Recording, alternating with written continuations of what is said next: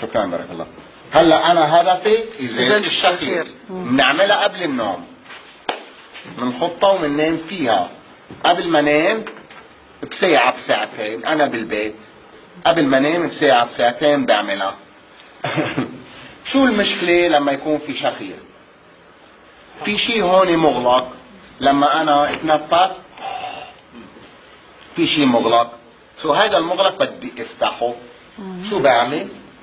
كيف الهواء بينزل من الانف ومن التم، بدي امشي كمان نفس الشيء. بحط الراس الرفيع من الاعلى لان الطاقة تدخل من الاعلى للعريض. بنحط واحد، بنحطها على الانف، نبدا من الانف للجهاز التنفسي، ما بدنا جهاز الهضمي. اثنين من دون ما نعدها، بنحط وحده تعبعي. راسي كله انا مفكر انه هيدي للشخير، ما بدي جهزهم انا وحطهم بالمكتب، ما بيفيدوني، حطهم لبعدين.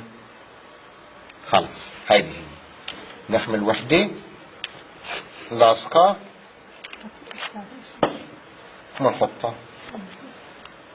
خلينا نجهزهم كلهم سوا، ما بدنا نتيجة مهمة على بعضهم. الراس على الراس، صف العسكر، ليس صف العسكر بس مثل النمل، اي شيء بتسموه.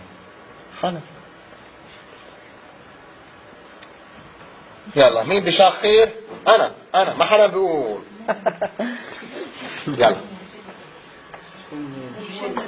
اختلفنا، بدي اعطيك اياه، مش انت سالتيني عن الشخير من ساعه على زوجي، ما بدي اعمل لك اياه. بدها تجربه خير يعني. هي بتكون، بس هي بتقول لا.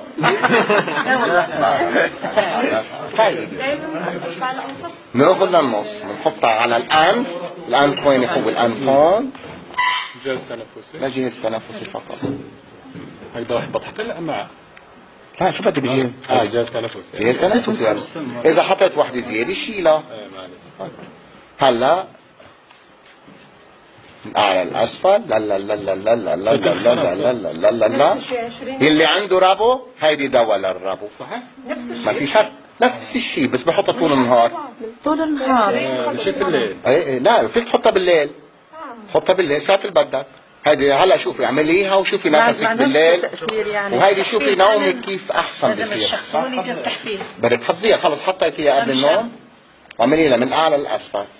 حفظيها الشخص او انت، بغض النظر مين، المهم ان حفظناها، بس يفضل الشخص نفسه طاقته.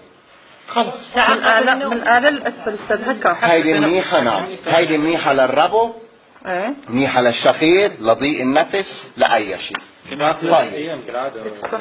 هلا اذا في واحد